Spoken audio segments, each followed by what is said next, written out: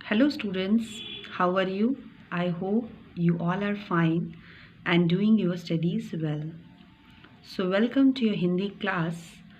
आज हम final term का लेसन करेंगे, पार्ट 8, कबूतर का घोंसला।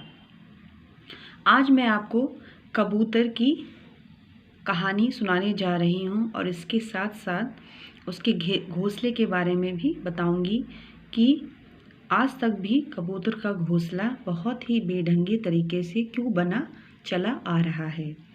तो आइए जानते हैं इसकी कहानी के बारे में। बहुत पुराने समय की बात है। उस समय कबूतर अपना घोंसला नहीं बनाया करते थे। कबूतरी ज़मीन पर ही अंडे दे देती थी।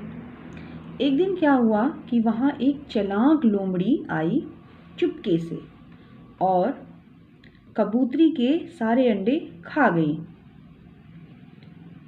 कबूतर और कबूतरी बहुत परेशान हुए। कबूतर सिसक सिसक कर कहता, 6 अंडे थे, अब एक भी नहीं बचा। लोमड़ी मेरे सब अंडों को चुरा कर ले गई। फिर कबूतर इस बात से बहुत दिनों तक दुखी रहा। अंत में उसने घोंसला बनाने का फैसला लिया। उसने क्या किया, कुछ तिनके इकट्ठे किए और इकट्ठे करने के बाद फिर उसे यह एहसास हुआ कि उसे तो घोंसला बनाना आता ही नहीं है। वो अपना घोंसला कैसे बनाए। फिर उसने सोचा, आखिरी में क्यों ना मैं पंछियों की मदद लेकर घोंसला बनाऊं, और इसके लिए उसने पंछियों को आमंत्रित किया। पंछी इकट्ठे होकर उसे घोंसला बनाना सिखाने लगे, परंतु अभी पक्षियों ने कुछ ही तिनके इकट्ठे किए होंगे और जमाए ही थे कि कबूतर ने उनको रोक दिया और कहा, मुझे पता है कि घोंसला किस तरह बनाया जाता है। और वो ज़ोर से चिल्लाने लगा। वो बहुत चिल्लाया, मैं अपने आप अपना बना सकता हूँ। कोई स्वयं अपना काम कर सकता है तो उसे अन्य किसी की मदद लेने की क्या ज़रूरत है, और साथ में किसी को कष्ट देने की क्या ज़रूरत है।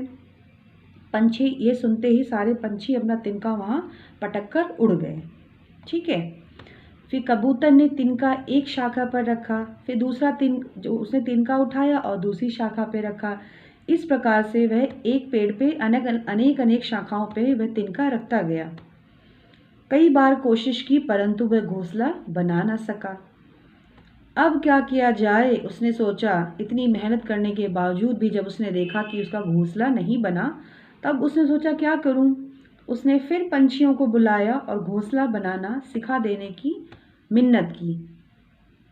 वे सब उड़कर आ पहुंचे और उन्होंने अपना काम शुरू कर दिया। लेकिन फिर वही हुआ, ज्यों ही उन्होंने मिलकर घोंसले का आधा हिस्सा पूरा किया, कबूतर ने फिर चिल्लाकर कहा, मैं जानता हूँ कैसे बनता है, मैं खुद बना सकता हूँ। जब पंछियों ने सुना कि भाई ये कबूतर कह रहा कि मैं जानता हूँ, तो फिर उन्होंने क्या किया, अच्छा तुम खुद बना सकते हो तो बना लो, हमें नाहक क्यों परेशान करते हो। पंछियों ने कहा और वे वहाँ से उड़ गए। इतना कहने के बाद पंछी सारे वहाँ से उड़ गए। कबूतर अपने काम में फिर जुट गया। फिर उसने वही किया, एक तिनका एक शाखा पे और दूसरा तिनका दूसरी शाखा पे। उसने पंछियों को तीसरी बार बुलाया, परंतु इस बार वे नहीं आए। वे बोले, जो ये सोचता हो कि वह सब कुछ समझता है तो वह उसको कुछ सिखाने से क्या लाभ। तो बच्चों, ये कहानी कैसी लगी? मैं उम्मीद करती हूँ ये कहानी आप लोगों को बहुत अच्छी लगी होगी और आपको इससे बहुत कुछ सीखने को भी मिला है कि जब आपको कोई कार्य कोई समझाता है तो आपको ध्यानपूर्वक उसे समझना चाहिए और करना चाहिए, और कोई भी काम धैर्यता से ही करना चाहिए। ठीक है। तो यही कारण है कि कबूतर का आज तक जो घोंसला है बहुत ही बेढंगे तरीके से बना चला आ रहा है, क्योंकि उसने सीखा नहीं। जब सारे पंछी मिलके उसे सिखा रहे थे किस प्रकार घोंसला बनाया जाता है, वो यही कहता था मुझे आता है, तो इसी वजह से वो सीख नहीं पाया। तो हमें ध्यान रखना है कि जीवन में भी हमें धैर्य का महत्व समझना चाहिए और इसको उपयोग में भी लाना चाहिए। तो इसी के साथ ये जो लेसन है आपका ये समाप्त होता है। Thank you.